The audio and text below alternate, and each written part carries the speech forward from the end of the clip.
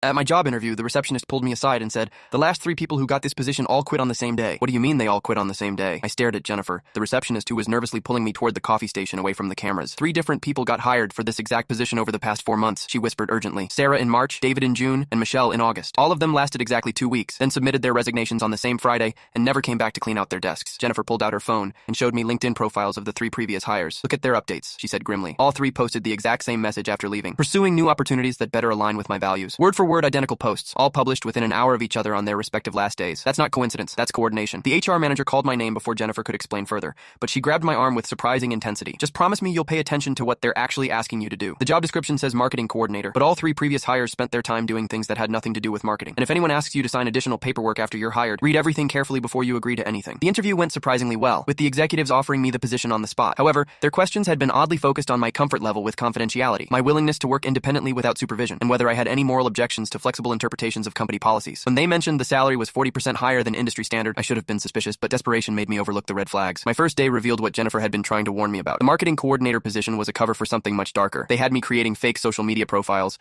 writing positive reviews for companies that didn't exist, and generating fraudulent testimonials for products that had never been tested. By Wednesday, I was being asked to help fabricate customer success stories and create false documentation for insurance claims. I called Jennifer during my lunch break and learned the full truth. All 3 previous coordinators had figured out the scam within 2 weeks and threatened to report the company to authorities. Rather than fire them and risk exposure, the executives offered them substantial severance packages in exchange for signing non-disclosure agreements and posting identical resignation messages to make their departures look voluntary. I documented everything during my remaining time there, secretly recording conversations and photographing fraudulent documents while pretending to participate in their schemes. On Friday of my second week, I submitted my resignation along with a detailed report to the Federal Trade Commission. Titan Marketing Solutions was shut down within 3 months, with executives facing federal fraud charges. Jennifer helped investigators by providing information about the previous employees, and all 4 of us received whistleblower protections. Sometimes the most important warning comes from someone who's been watching good people get trapped in bad situations.